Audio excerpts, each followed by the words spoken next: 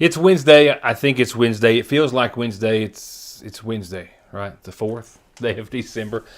Warming up pretty nicely today, and don't let it fool you. It's coming, and this Arctic front that we've been talking about it's getting very close to being here, down to hours now, less than 24, and this time, by early tomorrow. Tonight's low will be pretty close to tomorrow's high. We'll talk about the moisture associated with this, the wind chills that we're still really going to focus on and be felt, and a whole lot of other things to talk about, but still looking pretty nice very nice actually, for our, of course, Saturday Christmas celebration here in McGoffin County. All the plains of Johnson County, and everywhere in the viewing area and the surrounding area is going to have some nice comparable weather to, not comparable, but complementary weather, I should say, I guess, for all that they have planned. A lot of headlines to get through tonight, and now we're going to go straight to them right now. We have Johnson County authorities, I guess. We'll just go ahead and begin there. Spoke with Sheriff Scott Hazlett just a few moments before sitting at the desk, and they are trying to piece together a series of events that all began early this morning around 1:45 or so that may or may not be related. The first call coming into the Sheriff's Department through 911 was a vehicle abandoned on or near the mouth of Lindsay Branch in Nippa.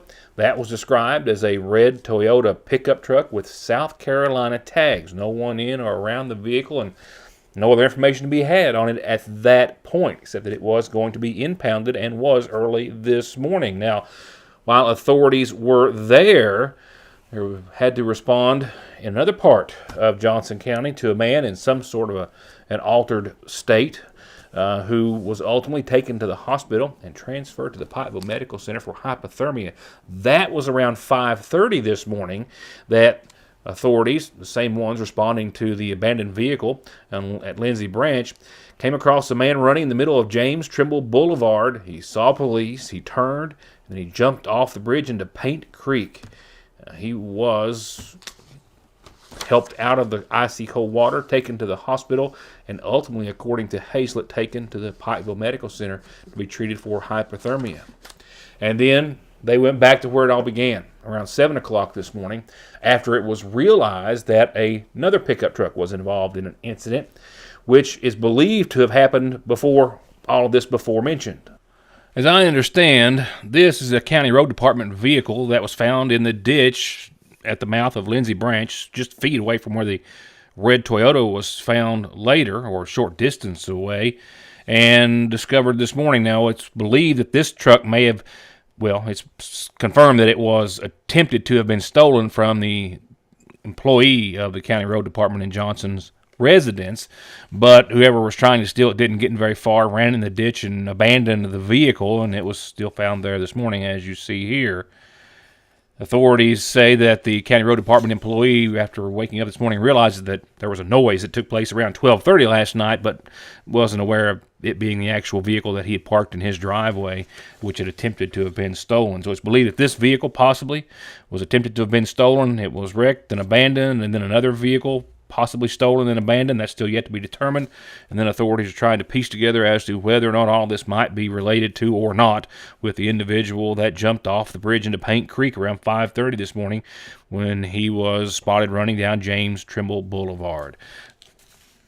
Scott Hazlett says it's all still under investigation and will release more information as soon as he has more details. I'll be right back. I love working in the coal mines, even though it was hard work. But if you suspect you have black lung, you can't work anymore. You'll find out that filing for benefits is hard too. I had friends who give up after years of trying. If it hadn't been for Big Sandy Healthcare, I wouldn't even try myself. If you think you have black lung, call Big Sandy Healthcare and get the help you deserve. Someone dies in the U.S. every 7 minutes from an overdose, and over half of the population gets or takes pills from a friend or a relative. And about 46 million and counting are exposed to narcotics in their drinking water. So don't toss them, flush them, or leave them lying around. Safely dispose of your unneeded meds anytime at Parkway Pharmacy, where you can always talk to a pharmacist when you need one. After a loved one's death, The holidays can be a painful reminder of all that's been lost. While others are celebrating the season, you're likely filled with painful questions.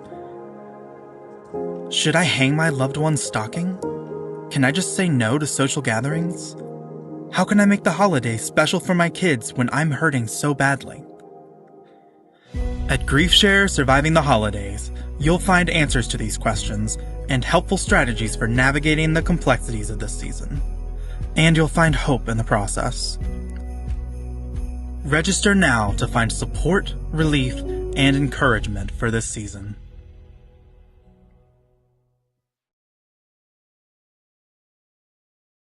You can call it low carb because it is ultra low carb. And you can also call it one of the tastiest meals ever. Seasoned roast breast strips are perfect green beans, and cooked cabbage so good that sometimes I just get a pint of it and a Diet Pepsi and make it a meal. All you have to do is make your way to your Sagersville Lee's famous recipe. It's the most wonderful time of the year. Are you ready to rock the Berg this holiday season with Billie Jean Osborne's Kentucky Opry Christmas Show? We're bringing you 5 incredible shows this season, and guess what? Tickets are on sale now. Mark your calendar for the following dates so you don't miss an ounce of Christmas cheer brought to you by the Kentucky Opry. Don't miss out on the holiday fun. Secure your seats today by visiting the People's Bank box office, giving us a call at 1-888-MAC-ARTS, or going online at www.macarts.com. I believe in Kentucky. I believe in Kentucky.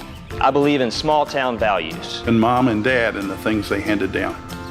I believe some of the best people in the world are farmers. I believe in insurance that protects families, homes, and cars. I believe in always finding a way to do what you love. I am Kentucky. I am Kentucky. I am Kentucky. For whatever reason, if your working days are over, don't do anything before you meet Grover. Social Security, disability, SSI, work injuries, wear and tear, and hearing loss. 888-9-GROVER. A McGoffin County man facing similar sex-related crimes in both McGoffin and Johnson County has seen both of those cases delayed until next year after the first. The trial, which has been set already in Johnson County, has been moved up, and as such, the next hearing set for the McGoffin County case has as well been delayed. As you can read more about in tomorrow's edition of the Sagersville Independent, the local case here in McGoffin County against a former McGoffin County school teacher and Kentucky State Police trooper facing felony sexual abuse and rape charges has been continued until after his related Johnson County jury trial, which has now been scheduled for March, can be settled. 49-year-old Anthony Taubey of Sagersville was scheduled to be in court Wednesday, but the hearing was continued until April the 2nd in Letcher Circuit Court, with the agreed court order from Special Judge James W. Kraft II stating the following, that upon agreement of the parties, the court being otherwise sufficiently advised, and the defendant's Johnson County trial having been rescheduled for March of 2025, it's hereby ordered that the pretrial conference scheduled for December the 4th in the McGoffin County above-style case is rescheduled until April the 2nd in the Letcher Circuit Courtroom. Previously, the case had multiple criminal mediation hearings, but the two parties have not come to any agreement. A lot to talk about in sports, and definitely your weather right now. A lot to talk about on tonight's McGoffin Farm Bureau calendar. This just in, Christmas on the Farm is back this year, hosted by Creekside Stitching and More over on Bear Branch over at the farm. They're going to have gifts from Santa, hundreds, a mini petting zoo, hot chocolate, a barrel train for the kids to ride on, and a bunch of lights. It's all free December the 21st, 2 to 8, all day for everyone. Just stop by. It's a lot of fun. They put a lot of time and effort into this, and it's just a great holiday treat. Here's one for you coming up this Friday, which is day after tomorrow. The Extension Homemakers have got a big soup bean dinner for just $8 at the Extension Service, 10 a.m. in the morning until they're sold out. So call early, 349-3216. Don't forget that our friends over at the Gardner Farm have got it all lit up. Candy Cane Lane is open and lit up 5 to 10 nightly, celebrating 30 years, and kids, Santa's mailbox is at the end of Candy Cane Lane. Write him a letter. Make sure you put your return address on it. And if you do so before Christmas, you will get something back from Santa Claus. Holiday Vendor Fair is day after tomorrow at the Extension Service, 9 till 7. You still got time to be a vendor. For everyone else, it's just a great opportunity to shop and see and smell and eat and find all sorts of cool things this Friday at the Extension Service. It's also where you can get in on their country ham event. You purchase the ham, you go, you cure it. You have to get your order in by Friday, so they'll have hams for everyone. You come back around January, and you'll do some stuff with it there. You hang it in their ham house, and then before you know it, it's all done. You've cured your own ham. What a tasty reward for a job well done that is. That's not a good segue into the calendar. So I'm just going to say calendar announcements brought to you tonight about McGoffin Farm Bureau are free, and all you have to do is tell me in any form or fashion you can so I can tell everyone else about them. From there, nightly obituary listings tonight include one, and it's for the following. In honor of James O. Collins, 74 of Rock House, Fork Road here in Sayersville. We're told that James passed away today at home with his family. And arrangements are incomplete at this hour, but to be announced soon from the Sayersville Funeral Home. Again, 74-year-old James O. Collins of Rock House.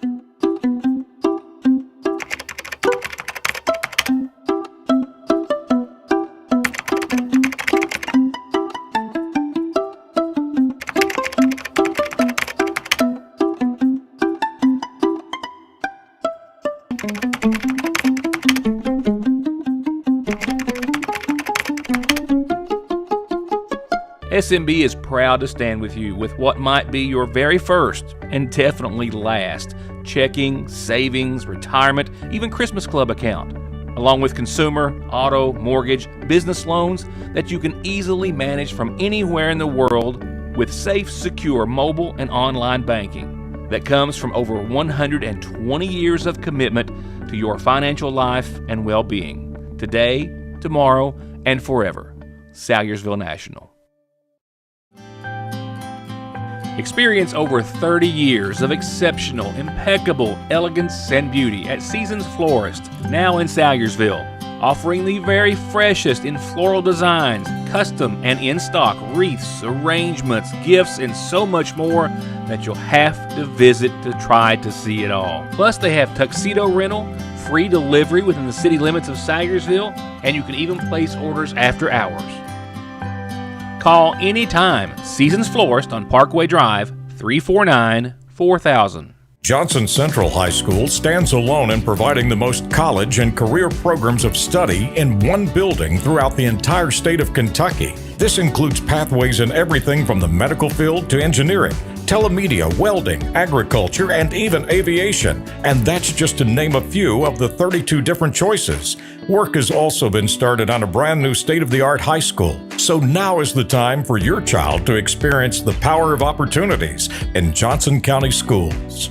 There are several risk factors that may put a patient at risk for heart disease. Especially people who have diabetes or hypertension or high cholesterol and have a family history of heart disease. Neglecting to see a cardiologist can put you in trouble. You may develop problems that may not be reversible. We see many people who do not have an actual diagnosis of a heart problem, but may be at risk of heart disease, and we do whatever we can to help mitigate that risk to help prevent disease in the future. ARH, more for Appalachia. As far as the 4 viewing area teams, boys and girls, McGoffin, Johnson, Paintsville, and Lawrence County, well, they have everyone tipped off and have one game in, with the exception of the Golden Eagles, the boys, who are doing so tonight. With that said, let's check in on first the home team and see how everyone else has fared thus far.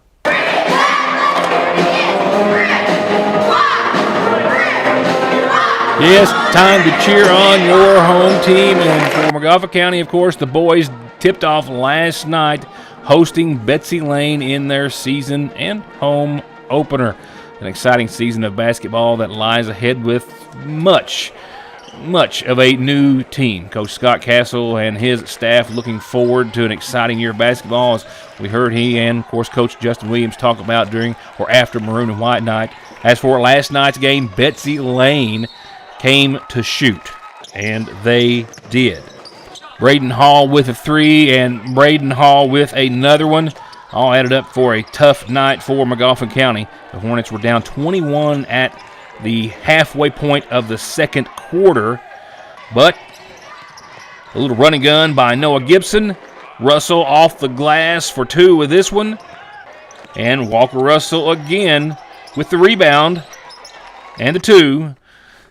Added up to a brief burst looking towards a comeback, but the Hornets were still down 20 at the half and wound up short last night. Final score 55-88 to start off the season, but it is the very, very, very early start of the season. A lot of basketball left. Looking forward to it. The Hornets are back in action, by the way, versus Letcher County Central in the Hazard DJ Begley Classic. That's this Friday at 6.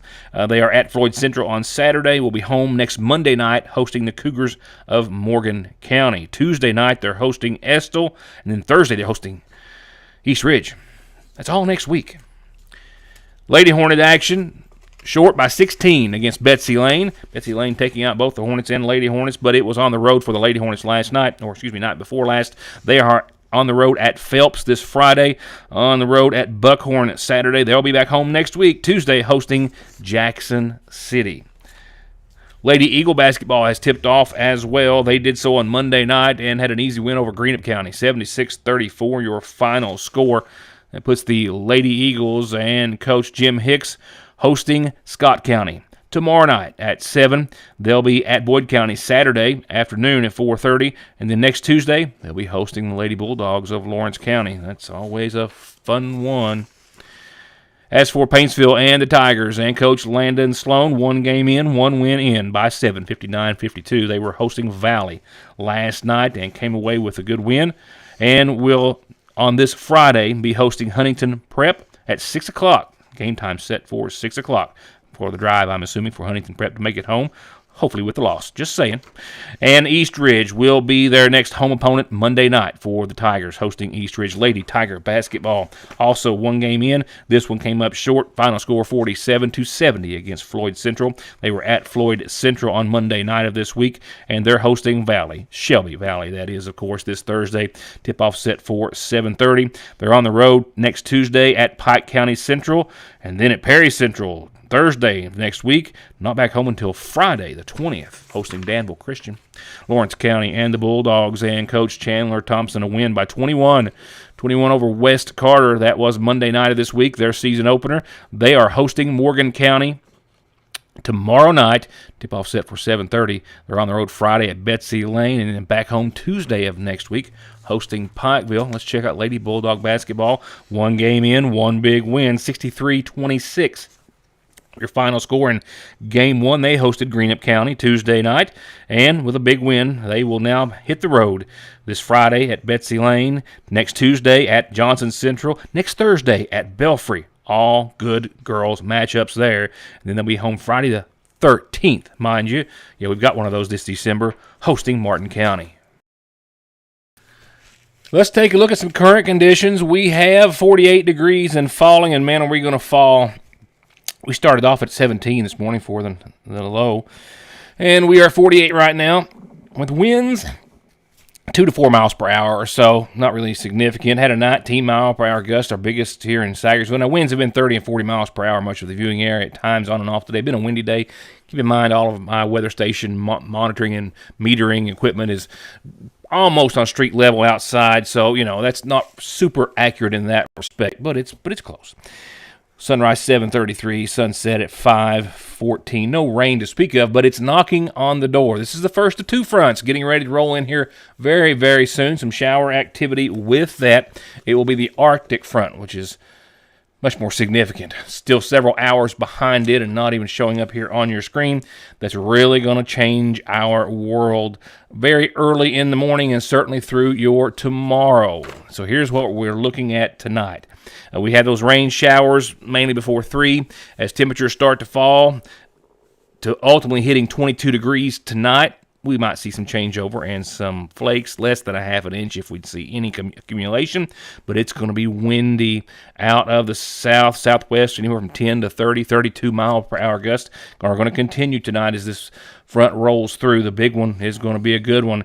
And we're not talking until, for us, well into the early morning hours tomorrow, 4, 5. We'll start to see, I think, the effects of it. Definitely when you're heading out for work in the morning, you're going to notice it.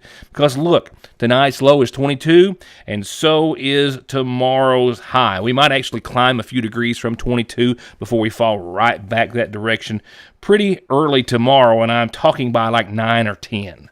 So not much movement there, temperature-wise. Winds are going to still be moving out of the west up to 20, 22 miles per hour at times. 20% chance of some lingering snow showers tomorrow before 8, 9, 10 or so, and that's it. It's going to be cold. Wind chills, are going to be down possibly in the single digits for us tomorrow. Tomorrow night, we have a low of 13, mostly clear skies. Good news is winds are going to calm down. And we're going to be sunny and clear and calm and cool Friday, right at 32. Sunny and 42 for the daytime high on your Saturday. 26 that night, and that's cold. But now, unless you wanted the snow, which, I could really go for a Christmas parade, that's going to be a pretty nice forecast for everything going on Saturday. So enjoy it. And then look at that. We're back to the 50s and pushing 60 by Monday and Tuesday of next week. Sunday, 53, 42, your high and your low, mostly sunny. However, look what's coming. This system could give us some significant rainfall. Too far out to tell. We'll talk about it more before the week's end, certainly, and certainly the first of next week. But late Sunday night, we have rain move in, it looks as though, and it will stick around Monday and be here most of the day, and Tuesday on and off throughout much of the day. And with that, some warmer air, 59 degrees both of those days, Monday and Tuesday. Nighttime lows again, upper 40s Monday. Then we're back down to the mid-30s by Tuesday. And then Wednesday, well, we're back to the 40s with partly sunny skies. And I think there's still some lingering juice in that tank with some showers possibly to linger from that whole scenario. But again, we'll talk about total rainfall and what that might actually mean for us, certainly before I leave you for the week. And then I think we'll be in the thick of it, whatever it is, on Monday. And with that, be prepared and be aware of the ever-changing weather conditions. Tonight, it's certainly into your tomorrow. It's going to be a different game when I see you back here tomorrow night, but we'll be trying to work our way out of that Arctic air by then and towards what's going to be hopefully a very nice weekend for all that we have going on. So stay tuned for the next edition, which will be back here tomorrow night, hopefully after you have tomorrow's edition of the Sagersville Independent firmly in hand and maybe at least partly read. Thank you, and good night.